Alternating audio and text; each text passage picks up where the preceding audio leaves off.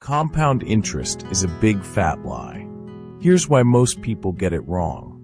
Before we dive in, if advertisements should interrupt this video, please do not click off of the advertisements. Please allow them to play through as a thank you to me for bringing you this valuable information. Now let's continue. Grab your favorite drink, get comfortable, and let's get into the stuff that really matters. We're going to talk about the truth about wealth creation, the truth in nothing but the whole truth.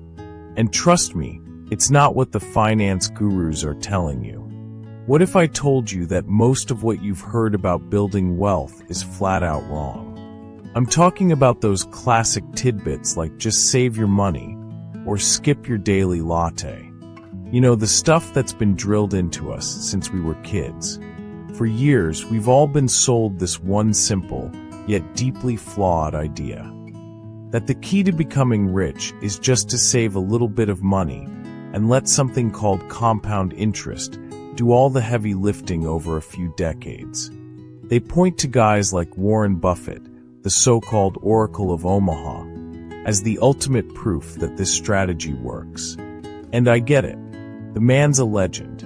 He's worth over $1 trillion, and everyone credits his wealth to the power of compounding. But what if I told you that's only half the story? What if the real secret to his success, and the success of every other billionaire, isn't what you think it is? What if the traditional advice we've all been given is actually just leading us down a dead-end road? I'm not trying to be a downer, but I want to be honest with you. This isn't one of those videos that's going to tell you to stop buying coffee. This is a no BS guide to how to build serious wealth in the real world. I want to show you the undiscovered financial strategies for beginners that actually work. Because if you're like me, you've seen a lot of people follow all the rules, save religiously, and yet they're still not where they want to be financially by the time they're 60. Today, we're going to pull back the curtain on the things they don't want you to know about money and show you the ultimate blueprint to building financial independence. The flaw in the compound interest myth. Let's start with the big one, compound interest. We're told it's a magical force, a snowball that starts small and becomes an avalanche. On a basic level, it's the idea that the interest you earn on your money also starts earning interest, so your money grows exponentially over time. Simple enough, right? But here's the catch, the one they never mention in personal finance books. Compound interest isn't the starting point of wealth, it's the accelerator. Think of it like this. Imagine you're trying to roll a giant snowball. If you start with just a few flakes of snow, you're going to have to spend a ton of time and energy just to get a tiny little ball. That's what it's like when you're starting with almost nothing. You're crawling. But if you already have a decent-sized snowball, it's much easier to push, and it picks up more snow with every roll. That's what happens when you have a significant amount of capital to start with. The snowball effect only really kicks in when you have something substantial to compound. The entire idea is based on three things: your principal, how much money you start with, your rate of return, how much your investment earns, and time, how long it's invested. And while they all matter, the one that's most important, the one that determines everything else, is your principal. Without a solid foundation of capital, your time and your returns are essentially useless. It's like trying to plant a tree on a concrete sidewalk and hoping for a forest. You can wait forever, but without a foundation of soil, nothing is going to grow. I remember when I first started my own journey toward financial independence. I was fresh out of college, and I was obsessed with saving every single dollar.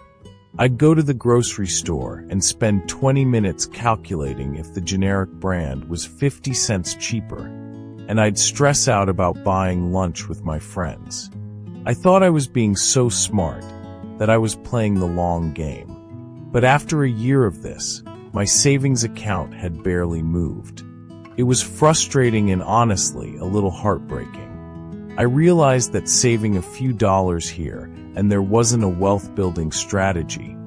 It was just a way to feel like I was doing something while the real opportunities for growth were passing me by.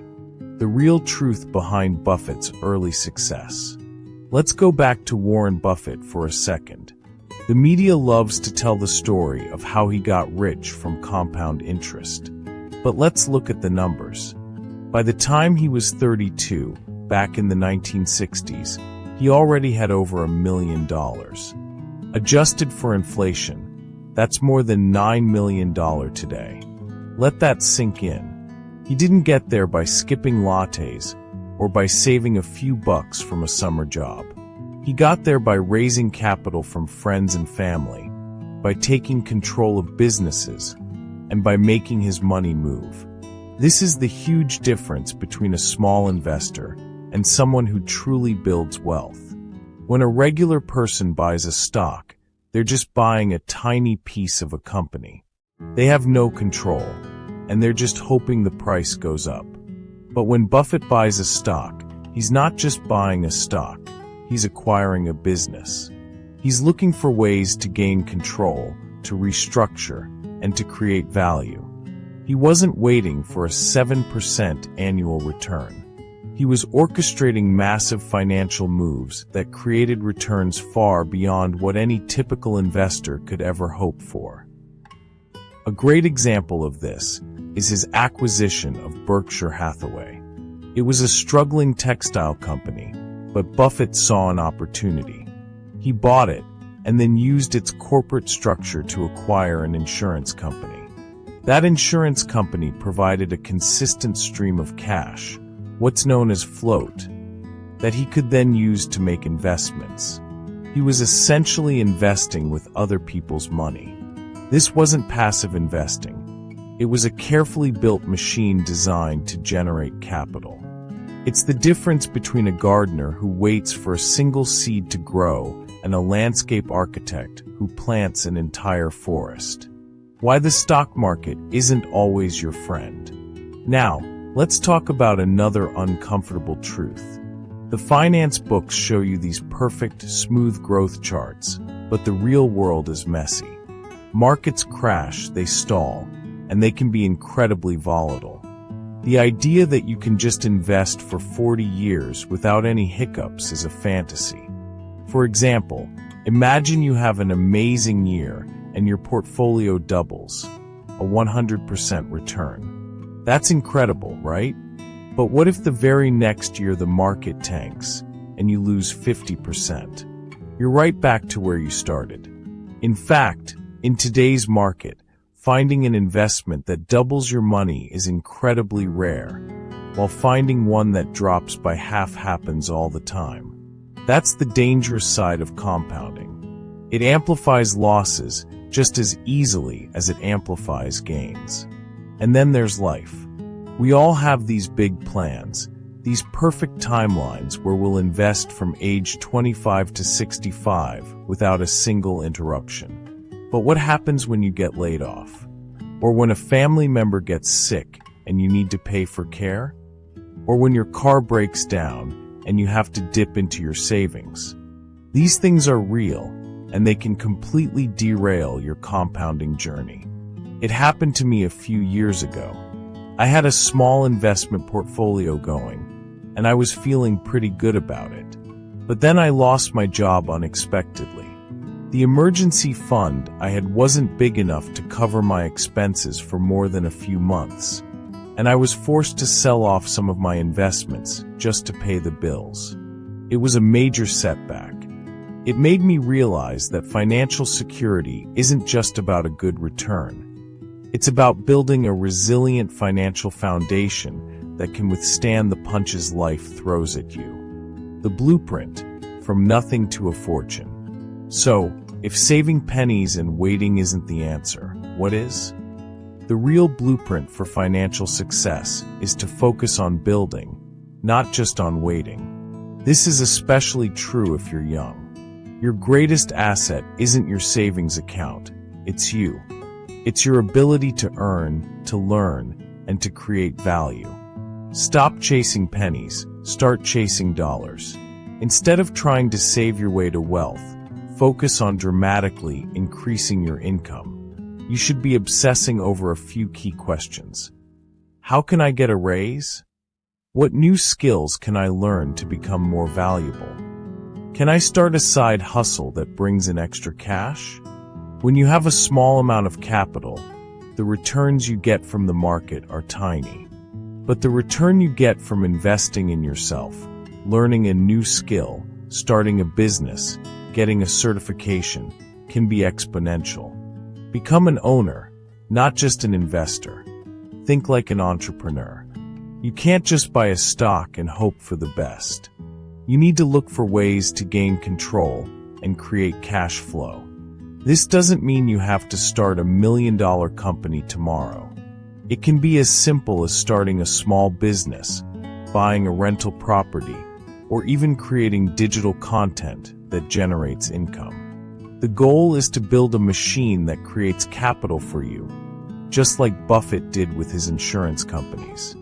Build a strong financial foundation. Before you even think about aggressive investing, you need to build a financial fortress. This means having a robust emergency fund, paying off high-interest debt, and creating multiple streams of income. This isn't just about being smart. It's about giving yourself the resilience to survive and thrive when things get tough. It's the difference between a small boat that gets tossed around in a storm and a battleship that can sail right through it. I saw this firsthand when I started my side business a few years back. It was a small-scale service I offered online, and at first, the income was a trickle. I wasn't getting rich overnight, but that consistent cash flow changed everything for me. It gave me the freedom to invest more aggressively, to not worry so much about market downturns, and to pay off my debt faster.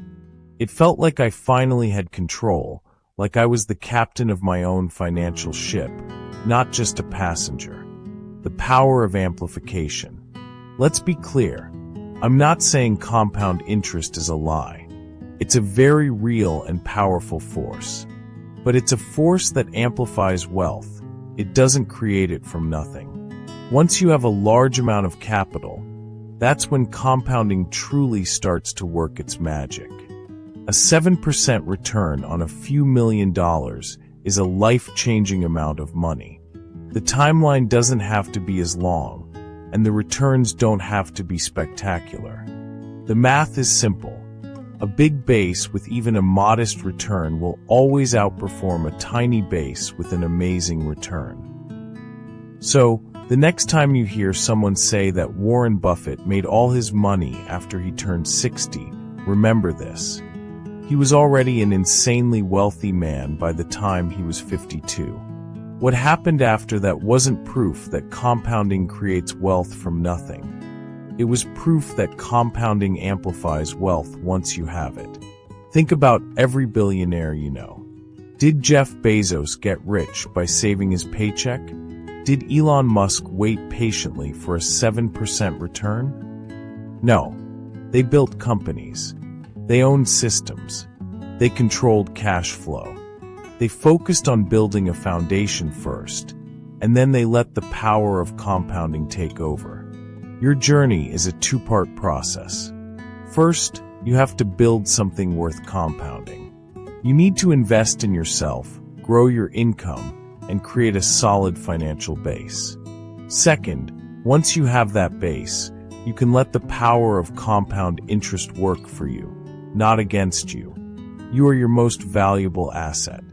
The one thing you can truly control is your ability to earn, to learn, and to build. So, before you start dreaming about that perfect retirement, start building your own future, one foundation at a time. Because compounding isn't the first step to wealth. It's the reward you get after you've already built something incredible. If you found this video helpful, please subscribe to the channel for more contents like this, and click on the thumbs up button to give us a like. We would love to hear from you, so leave a comment below.